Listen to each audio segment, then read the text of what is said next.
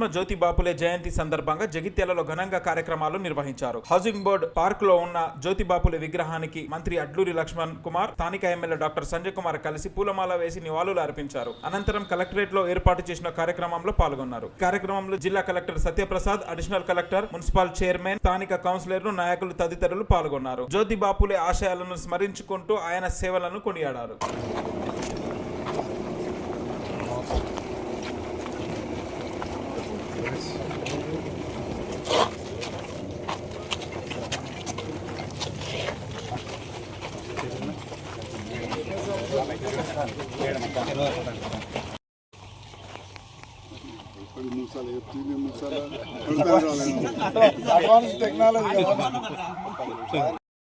పక్కిల్లాడుకుంటే చిన్నపిల్లలు నీకెందుకే ఇక్కడ. జోహార్ మహాత్మా జ్యోతిబా పూలేకు, జోహార్ మహాత్మా జ్యోతిరావు పూలేకు, జోహార్ సావిత్రిబాయి పూలేకు.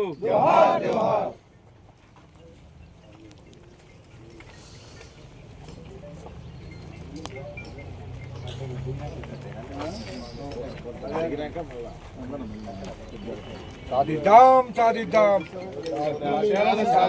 సాధిద్దాం సాధిద్దాం సాధిద్దాం సాధిద్దాం సాధిద్దాం సాధిద్దాం సాధిద్దాం.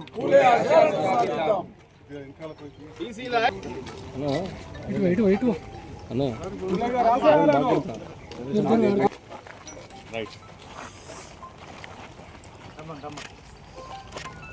సాధిద్దాం జ్యోతిబా పూలే ఆశయాలను, సాధిద్దాం సాధిద్దాం బీసీల ఐక్యత, వర్ధిల్లాలి బీసీల ఐక్యత, వర్ధిల్లాలి.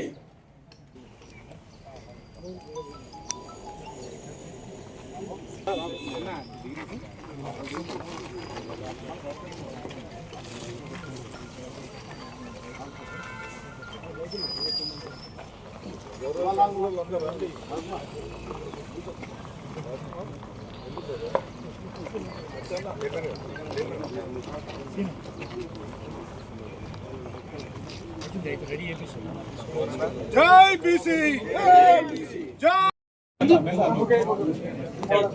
చందు.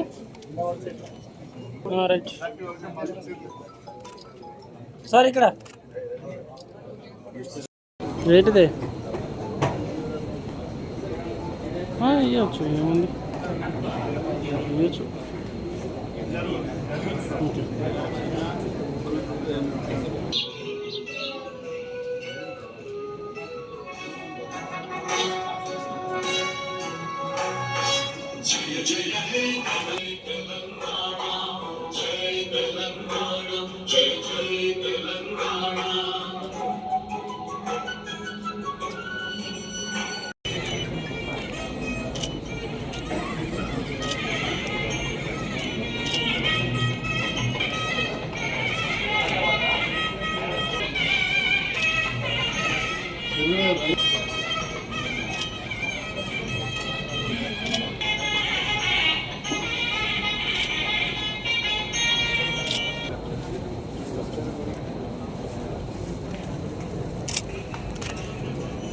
జోహార్ మహాత్మా జ్యోతిబా పూలేకు, జోహార్ ఆశయాలను, సాధిద్దాం మహాత్మా జ్యోతిరావు పూలే గారి ఆశయాలను.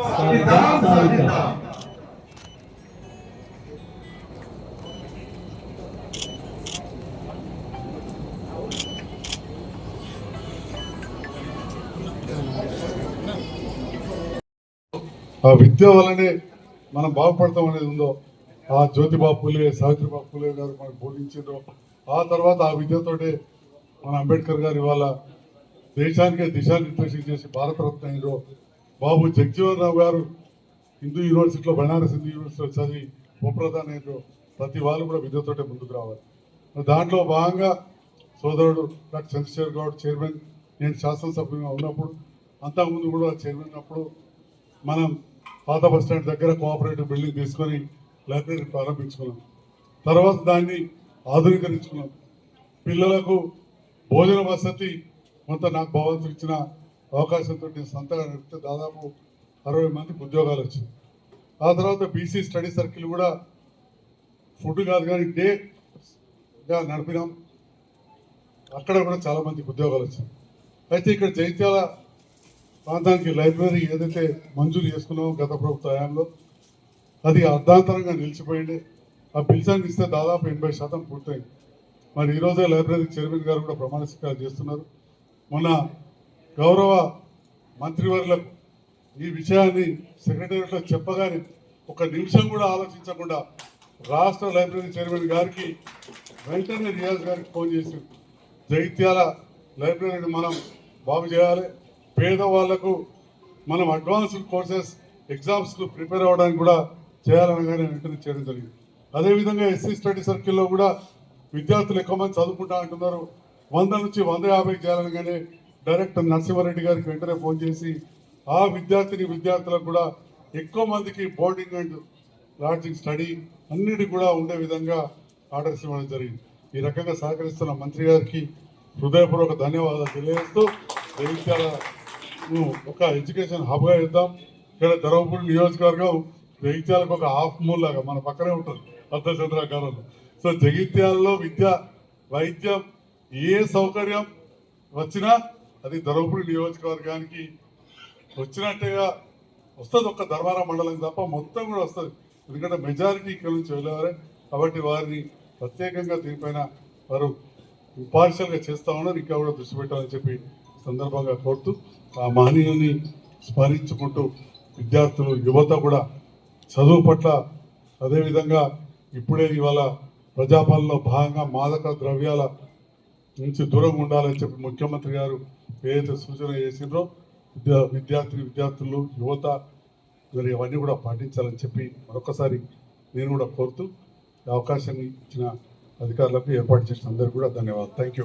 దేశంలో ఉన్నటువంటి గొప్ప మహనీయుల యొక్క జన్మదిన కార్యక్రమాలు చేపడతాం.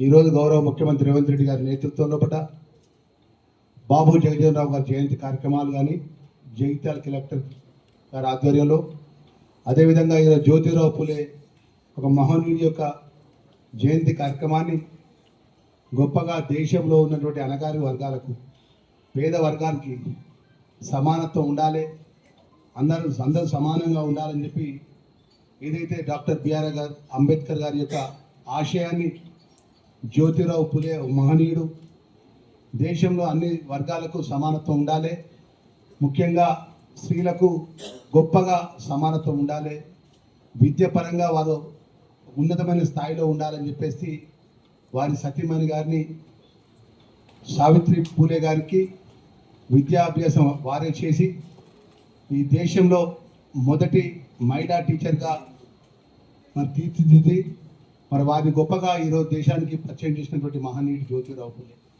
మరి అదేవిధంగా కులపరంగా ఈ దేశం వివక్ష ఉన్న సందర్భంలో ఈ కులపరంగా అణగారిన వర్గాలు కానీ, పేద వర్గాన్ని కానీ, అట్టడుగు వర్గాన్ని కానీ ఆ రోజుల్లో దేశంలో వివక్ష ఉన్న సందర్భంలో మన పోరాడి అందరూ సమానంగా బతకాలి, ఈ దేశంలో గొప్పగా ఉండాలనేటువంటి పోరాటం చేసిన మహనీయుడు జ్యోతిరావు పూలే.